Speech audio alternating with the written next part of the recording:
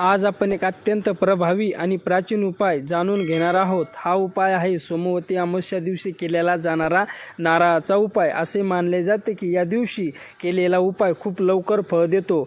चला तर मित्रांनो, मी मनोज जाधव नाथ संप्रदाय यूट्यूब चॅनलवर आपले मनापासून स्वागत करतो। माझ्या चॅनलला कोणी नवीन असाल तर चॅनलला सबस्क्राईब करा, ऑल घंटी प्रेस करा, जेणेकरून समोरचा व्हिडिओ तुमच्यापर्यंत लवकर पोहोचेल। चला तर व्हिडिओला सुरुवात करूया।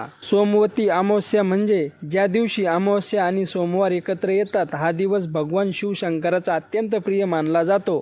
या दिवशी केलेली प्रार्थना, जप, उपाय माणसाच्या आयुष्यातील अनेक अडचणी दूर करतात। अनेक लोकांच्या आयुष्यात पैसा येत नाहीत, कामात अडथळे येतात, कर्ज वाढत जाते, घरात दारिद्र्य वाढते, पण शास्त्रानुसार सांगितलेला एक छोटासा नारळाचा उपाय हे सर्व दूर करू शकतो। हा उपाय करताना एक गोष्ट लक्षात ठेवा, श्रद्धा आणि विश्वास अत्यंत महत्त्वाचे आहे।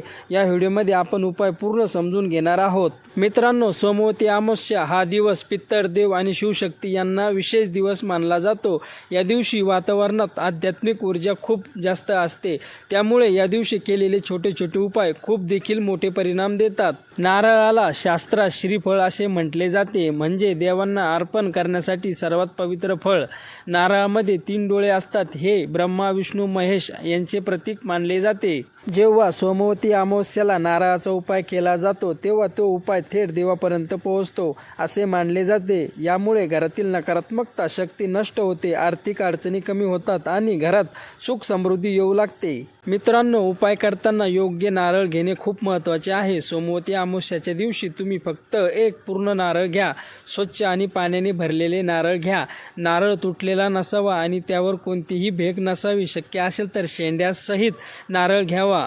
हा नारळ घेताना मनात एक संकल्प करा, माझ्या घरातील दारिद्र्य दूर हो, कर्ज संपो आणि माता लक्ष्मी माझ्या घरी स्थिर हो। हा संकल्प अत्यंत महत्त्वाचा आहे, कारण शास्त्र सांगते की संकल्पाशिवाय केलेला उपाय पूर्ण शक्ती देत नाही। मित्रांनो, कोणताही उपाय करताना योग्य वेळ अत्यंत महत्त्वाची असते। सोमवती अमावस्याचा नारळ उपाय सकाळी सूर्योदयानंतर किंवा संध्याकाळी सूर्यास्ताच्या आधी करणे खूप अत्यंत शुभ मानला जातो। उपाय करण्याआधी स्नान करावे आणि स्वच्छ कपडे परिधान करावे। यानंतर घरातील देवघरात बसून भगवान शिव आणि माता लक्ष्मी यांची प्रार्थना करावी। मन शांत करून नारळ आपल्या हातात घ्यावा। आता मनात आपल्या अडचणी आठवून देवाला विनंती करावी, माझ्या आयुष्यातील आर्थिक अडचणी दूर करा। आता मित्रांनो, उपायाची पुढची पायरी खूप महत्त्वाची आहे। तुम्ही घेतलेला नारळ एका ताटात ठेवा। आता त्या नारळाला थोडे कुंकू, थोडी हळद आणि अक्षता लावा। हे 3 गोष्टी लावणे म्हणजे देवांना आमंत्रण देणे असे मानले जाते। यानंतर नारळावर एक लाल दोरा किंवा मौली बांधा। लाल रंग हा लक्ष्मी मातेचा रंग मानला जातो, यामुळे धनलक्ष्मीचा आशीर्वाद मिळतो असे मानले जाते। मित्रांनो, कोणताही उपाय मंत्राशिवाय पूर्ण होत नाही। नारळ हातात घेतल्यानंतर तुम्ही हा सोपा मंत्र म्हणावा, ओम नमः शिवाय। हा मंत्र 11 वेळा किंवा 21 वेळा म्हणा। या मंत्रामुळे भगवान शिव प्रसन्न होतात आणि तुमच्या अडचणी दूर करण्यास मदत करतात। मंत्र म्हणताना मनात एकच भावना असावी, माझ्या घरातील कर्ज आणि दारिद्र्य दूर व्हावे। मंत्र जप झाल्यानंतर तो नारळ देवघरात शिवलिंगासमोर किंवा माता लक्ष्मीच्या फोटोसमोर ठेवावा। त्यानंतर एक तुपाचा दिवा लावा। दिवा लावताना देवाला प्रार्थना करा, माझ्या घरातील सुख, शांती आणि संपत्ती येऊ दे। हा दिवा किमान 15 ते 20 मिनिटे पेटता ठेवावा।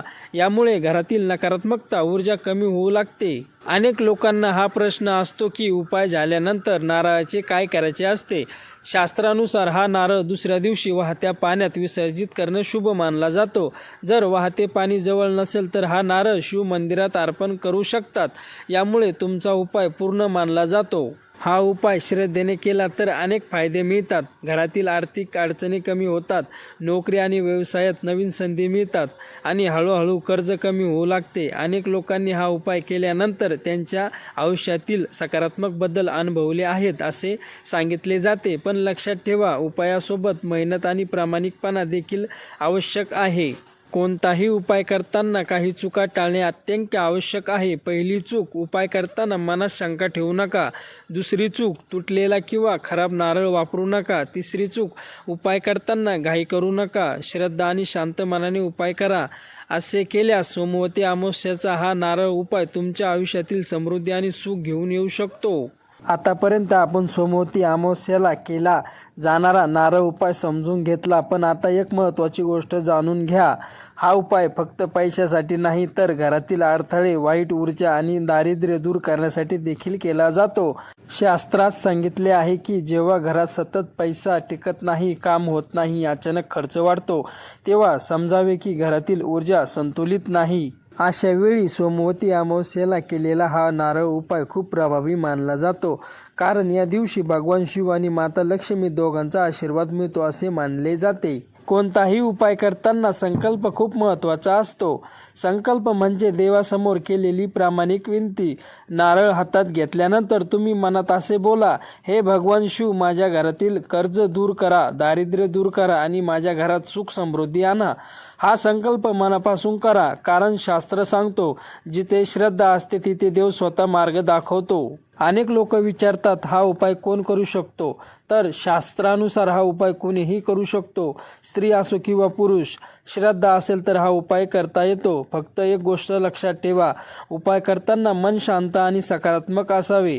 राग, दोष किंवा वाईट विचार मनात ठेवून केलेला उपाय पूर्ण परिणाम देत नाही. अनेक लोकांचे असे पण प्रश्न असतात, हा उपाय केल्यावर परिणाम किती दिवसात दिसतो? शास्त्रानुसार प्रत्येक व्यक्तीचे कर्म आणि नशीब वेगळे वेगळे असतात. काही लोकांना काही दिवसात बदल दिसतो तर काही थोडा वेळ लागू शकतो. पण एक गोष्ट लक्षात नक्की ठेवा, श्रद्धा आणि विश्वासाने केलेला उपाय कधीही वाया जात नाही. तो योग्य वेळ नक्की फळ देतो. उपाय करताना काही गोष्टी टाळणे खूप महत्त्वाचे आहे. पहिली गोष्ट, उपाय करताना मांसाहार किंवा मद्यपान टाळा. दुसरी गोष्ट, उपाय करताना खोटे बोलू नका किंवा कोणाचा अपमान करू नका. तिसरी गोष्ट, मनात सकारात्मक विचार ठेवा, कारण शुद्ध मनाने केलेला उपाय जास्त परिणाम ठरतो. हा उपाय घरातील देवघरात करणे सर्वात उत्तम मानला जातो. जर देवघर नसेल तर घरातील स्वच्छ जागा, शांत जागा निवडा. त्या ठिकाणी भगवान शिव किंवा माता लक्ष्मीचे फोटो ठेवून उपाय करा, कारण जिथे देवाचे स्मरण होते तिथे सकारात्मक ऊर्जा निर्माण होते आणि हीच ऊर्जा तुमच्या आयुष्यातील बदल घडवते. उपाय करताना दिवा लावण्याला खूप महत्त्व आहे. दिवा म्हणजे प्रकाश आणि सकारात्मक ऊर्जा. जिथे प्रकाश असतो तिथे अंधार टिकत नाही. त्याप्रमाणे दिवा लावल्याने घरातील नकारात्मक ऊर्जा कमी होते असे मानले जाते. म्हणून नारळ उपाय करताना तुपाचा दिवा किंवा तेलाचा दिवा नक्की लावा. हा दिवा देवतांना प्रसन्न करण्याचे एक साधन मानले जाते. हा उपाय प्रत्येक सोमवती अमावस्येला केला तर उत्तम परिणाम मिळतात असे मानले जाते. वर्षात काही वेळा सोमवती अमावस्या येते. या दिवशी श्रद्धेने उपाय केला तर आयुष्यातील आर्थिक अडचणी हळूहळू कमी होऊ शकतात. पण लक्षात ठेवा, उपायासोबत मेहनत आणि योग्य निर्णय देखील महत्त्वाचे आहे. नारळ उपाय केल्यानंतर तुम्ही एक छोटा जप करू शकता. तो जप आहे ओम नमः शिवाय. हा मंत्र 108 वेळा म्हटला तर अत्यंत शुभ मानले जाते. या मंत्रामुळे मन शांत होते आणि देवताची कृपा मिळते. आजच्या या उपायाचा शेवटचा आणि महत्त्वाचा संदेश असा आहे, उपाय हे आपल्या श्रद्धेला बळ देण्यासाठी असतात, पण आयुष्यात यश मिळवण्यासाठी मेहनत, प्रामाणिकपणा आणि सकारात्मक विचार देखील तितकेच महत्त्वाचे आहेत.